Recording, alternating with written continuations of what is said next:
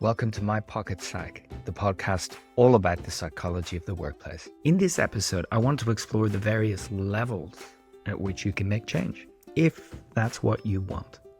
I'm Dr. Richard McKinnon. I'm a chartered psychologist and coach. And each episode, we'll take a look at a concept, a skill, or an experience of the workplace and explore it from a psychological perspective in terms that make sense and bring the scientific evidence to life. I want you to leave each episode inspired to put it into practice and make a change for you. My Pocket Psych is brought to you by Work Life Psych. We're a team of accredited and experienced workplace psychologists, and we help individuals, teams, and organizations to grow and maintain their workplace well-being, their productivity, and their interpersonal effectiveness. You can find out more at worklifepsych.com. So much of the work that I do with individual clients in coaching contexts and in team contexts focuses on change. We want to make changes. We want to adapt to changes around us. We want to change so we can achieve things, or just change because something we're doing isn't working for us. Well, now that we're through at last January and we're that bit closer, at least in the Northern Hemisphere, to spring, you may be thinking about changes that you want to make. Maybe you've already tried to stick to a New Year's resolution and you found it was a bit too challenging or impractical, or you simply forgot about it. Maybe life was too hectic to hop onto that latest fitness craze. Maybe, like so many people, you're looking forlornly at a stack of unread books and you're still wondering, how will I find the time to read them all?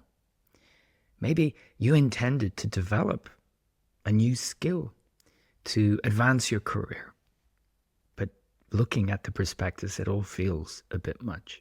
I'm definitely not suggesting you need to engage in some kind of personal reinvention or introduce massive upheavals in your life, because as I've discussed so many times before on this podcast, that is not going to work.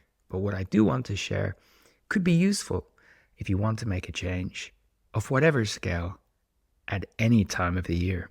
But before I go any further, I wanted to remind you that the dates for the second cohort of my course, Thriving with Psychological Flexibility, are now live, and you can sign up today.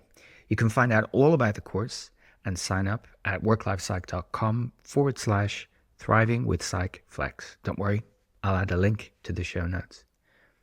And briefly, this course is all about cultivating the skills that boost our psychological flexibility and our well-being. And maybe if this year is all about focusing on change to boost your well-being, this is a really relevant course. So let's look at these different levels of change we can make. I'm going to start with the smallest one, habits. I describe these as bite-sized pieces of behavior, the smallest unit of our behavior. And as you probably heard me say before, habits can get us surprising outcomes over time in both directions, positive and negative. It's really important to focus on the consistency of applying the habit rather than expecting instant results, because remember, it is a small piece of behavior.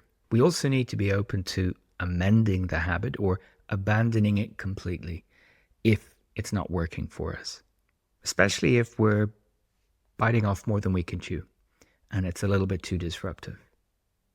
Remember, we're not sticking to a rule for the rule's sake. We're trying new things to get us where we want to be. So in well-being terms, for example, this could be the habit of popping a piece of fruit into your bag before you go to work in the morning, taking the stairs rather than the lift, or just simply going for a walk around the block at lunchtime.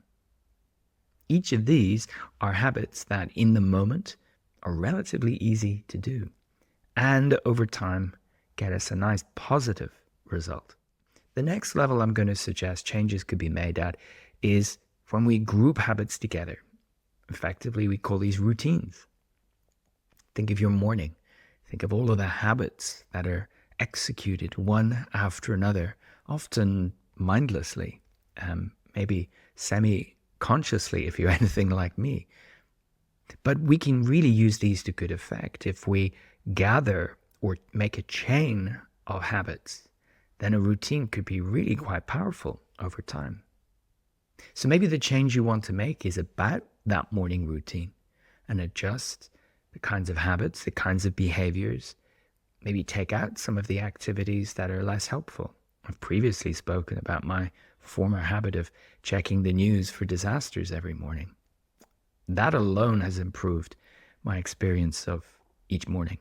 So maybe adjustments to your morning routine could be about what you consume, or a brief planning session to identify your priorities, or a little bit of journaling, or some of that mindful breathing we've spoken about before. In the evening, it could be a wind down routine or a reflection routine. Some small activities, when done together, are easy but have a great impact. The next level I'm going to talk about are goals. Now, if you've been listening to my podcast for any length of time, you'll know that I've got views about goals. Goal setting is so easy, but the work towards goals is obviously more difficult. And that's the stuff that gets in the way.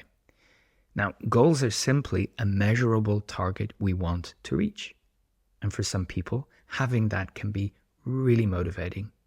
For many of us, we don't need any more goals in our life. We are given them at work. It's the last thing we need.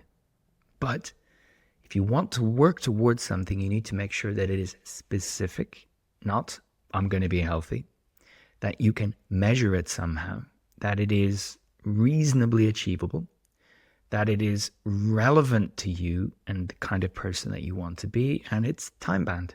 You've got a deadline by which you want to achieve it. Goals also benefit from being exciting to us, something we really, really want, and something that we're going to revisit. We can't necessarily set it and forget it.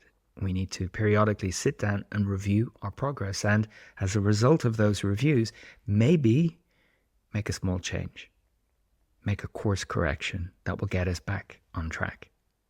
It can be so tempting to sit down and write a whole heap of goals because we can envision how that is going to be the end point. What we're not really focusing on is the work we're going to need to do to achieve all those goals. My simple thought on this is to set one and start working on it. And once you've got that on track for a while, you can set another one. And each time look at what is this adding to your demands? What is this adding to your day? What more is this asking of you so that you don't overwhelm yourself? And the goal remains something that you are still enthusiastic about and it's still possible to complete. Now, goals are only achievable if we take action. So obviously, you can see the link between habits, routines, and goals. Obviously, there's very little point in setting a bunch of goals for yourself that aren't supported by your habits and routines. The next level we can look at are our roles, the roles we occupy in life. There's different ways we can look at this. The way that I describe this to my clients is that these are the ongoing areas of focus in our life. Habits can come and go. Goals are achieved. But roles remain with us for a much longer period of time, if not permanently. Roles could be formal, like a job title, and that's your role at work, or informal, like a role you play in your community or within your organization as being maybe a mentor or a technical expert. When it comes to roles, it's really important to clarify just how many of these we occupy, how compatible they are with each other, and maybe looking at the changes we could make to the time, the mental attention, and the physical energy that we're going to bring to each of these roles. Seriously, just making a list of the roles that you occupy in life can bring a sense of clarity and enable planning to avoid overwhelm and be much more intentional about how you invest your limited resources in this number of roles. And when you're setting goals, you can align the goal with the role. And then that can help you spot, am I neglecting some of these roles? Am I overwhelming myself in some of these roles? Am I going to pause involvement in some of these roles so I can really double down and get engaged in these other roles? Remember, there's just one of you. There's a fixed number of hours each week, and you've got limited energy to achieve what you want to do. Everything that you're going to try and do, all the changes you're going to try and make are bounded by those fundamentals. You can't create more time, and you can't, as yet, clone yourself or be in more than one place at a time. Next, we've got values. If you've been listening to this podcast or watching my videos for any length of time, you'll know that values play a huge role in the work that I do with all of my clients. Now, our values aren't necessarily something we want to change. For most people, it's usually more a case of wanting to get more familiar with our values.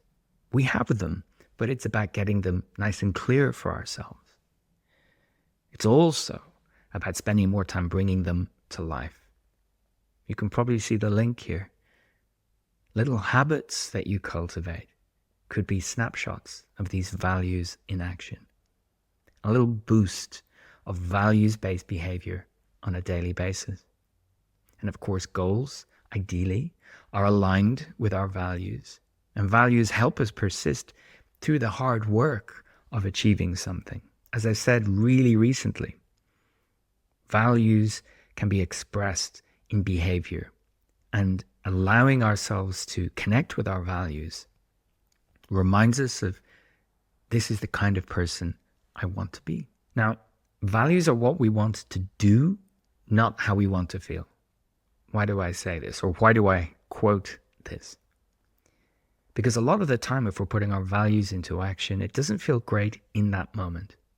It's maybe not a happy moment, a joyful moment, something that feels like fun.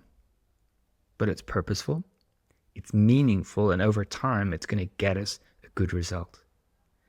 So it's important to remember when we're feeling some kind of psychological discomfort associated with change, this is probably because we're doing something meaningful, maybe new, but it's definitely not a stop sign. Doesn't mean we should stop doing what we're doing when we notice that discomfort.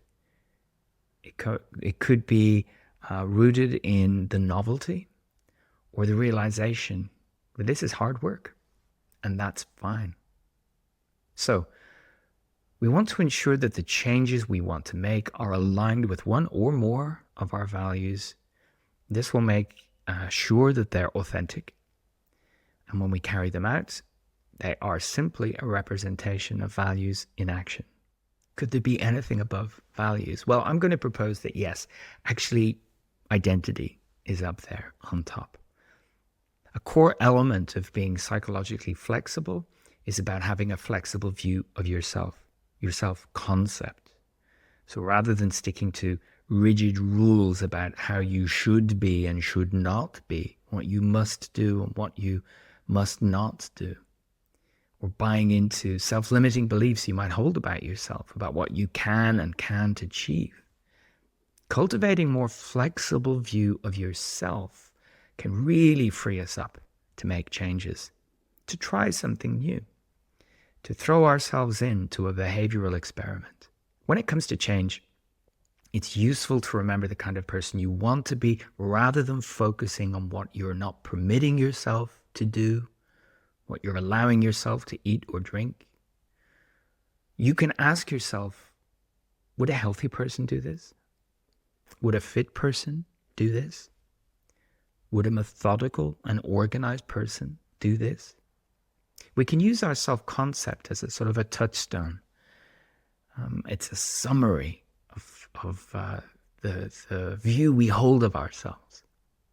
And we can tap into elements of that to feel authenticity and to move away from a focus on depriving ourselves, but rather a reminder of the kind of person we would like to be. So hopefully I've helped you move beyond a simple view of change, or maybe one that is too complex, to help you think more about what is the change you want to make. Is it about your daily routines? Is it about the goals you want to achieve? Is it about bringing your values to life? Or is it something really fundamental, like sitting back and having a good think about what it is you're telling yourself about yourself? That level of self-concept can be tricky to get your head around, but it can make such a huge difference when you notice the stories you've been telling yourself about what is true and not true, what is possible and impossible. When they start to lose a grip on your behavior, you are freeing yourself up to do all kinds of exciting and beneficial things. Now, you can learn a lot more about the role that all of these play in facilitating increased flexibility by visiting the website at worklifepsych.com/psychological flexibility. Please feel free to get in touch with your questions or comments or your examples about how you're bringing this stuff to life. I love hearing from listeners. And of course, remember, you can continue that conversation on our online community, which you can find at worklifepsych.club. Again, I'll put links in the show notes. You'll be able to engage in ongoing online discussion there and access a whole bunch of free resources that could help you make this change a reality this year. Whatever you're going to try and do differently this year, I wish you every success. And I also want to remind you not to make it too difficult, too onerous, too demanding for yourself. Start small. You can always grow it in time. Thanks for being with me. I hope you've enjoyed it, and I look forward to seeing you in the next one.